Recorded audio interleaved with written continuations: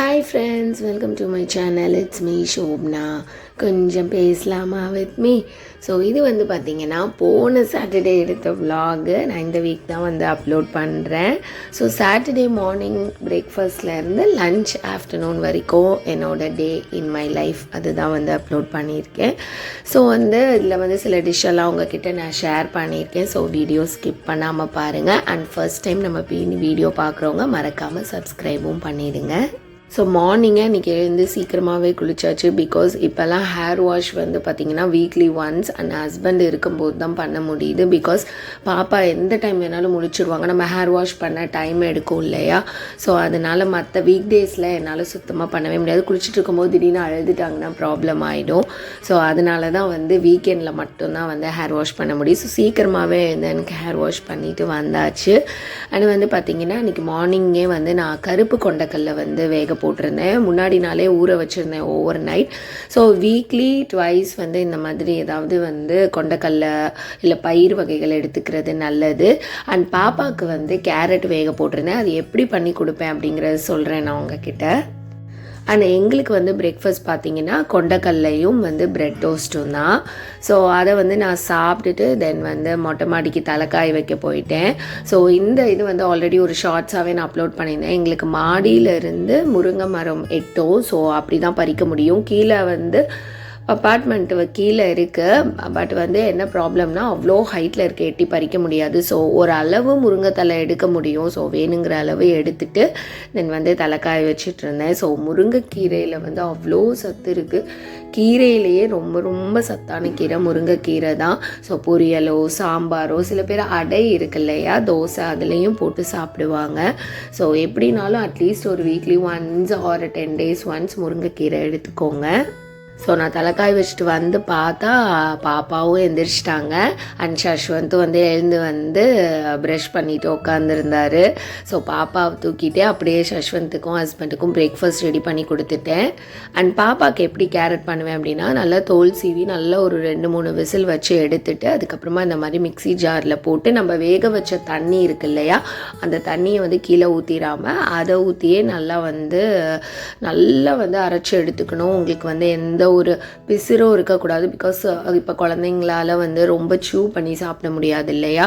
So ரொம்ப கேர்ஃபுல்லாக இருக்கணும். சில பேர் அதை வடிகட்டி பியூரியாக கொடுக்குறாங்க. பட் அது வந்து அதை விட இதுதான் ரொம்ப நல்லதுன்னு சொல்லுவேன். எப்போவுமே நம்ம வந்து வெஜிடபிள்ஸை வந்து வடிகட்டாமல் ஃபில்ட்ரு பண்ணாமல் இந்த மாதிரி பியூரியாக இந்த மாதிரியே வந்து நம்ம வந்து மசிச்சு. பிகாஸ் அப்போல்லாம் நம்ம அம்மாங்கெல்லாம் அப்படி தான் கொடுத்தாங்க. இப்போ தான் எல்லாமே எல்லோரும் பியூரியாக எடுத்துடுறாங்க.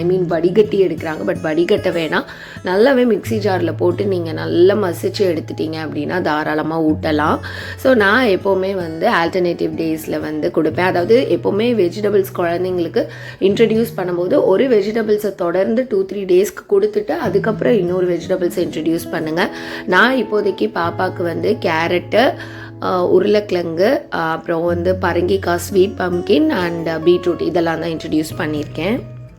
சரி, ஓகே. இப்போ கோவக்காய் வறுவல் எப்படி பண்ணுறதுன்னு பார்க்கலாம். ஸோ பார்த்துருப்பீங்க, இந்த மாதிரி ஸ்லைஸாக கட் பண்ணி இந்த மாதிரி ஒரு பவுலில் போட்டு சால்ட்டு, மஞ்சத்தூள், மிளகாத்தூள், கொஞ்சமாக மல்லித்தூள் போட்டுக்கோங்க. நல்லா இந்த மாதிரி மிக்ஸ் பண்ணி விட்டு நீங்கள் ஹேண்டெல்லாம் வச்செல்லாம் மேரினேட் பண்ண வேணாம். அந்த மாதிரி நல்லா அப்படி பாத்திரத்துலேயே குலுக்கி விட்டு ஒரு அசைடாக ஒரு 10 to 15 minutes அந்த மாதிரி வச்சுடுங்க.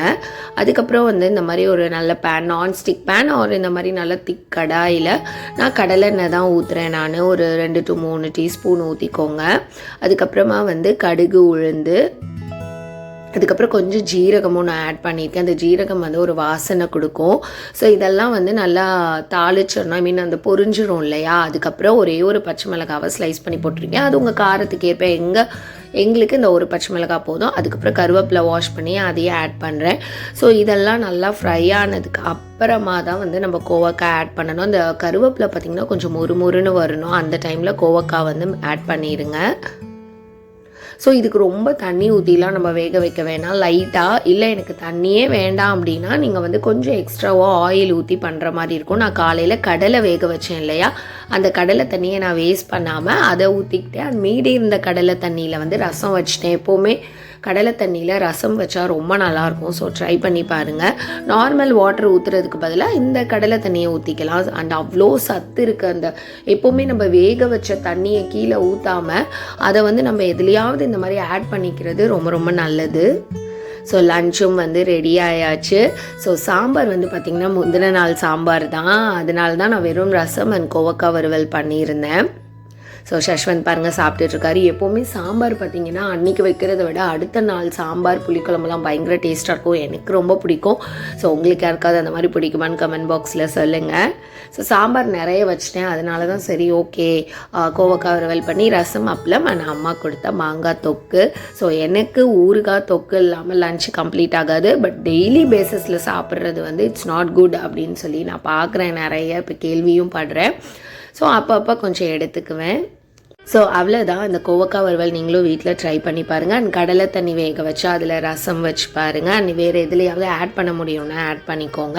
ஸோ இதோட நம்ம வீடியோ வந்து எண்ட் ஆகுது. ஸோ இந்த வீடியோ உங்களுக்கு பிடிச்சிருந்தால் லைக் பண்ணுங்கள், ஷேர் பண்ணுங்கள், கமெண்ட் பண்ணுங்கள்.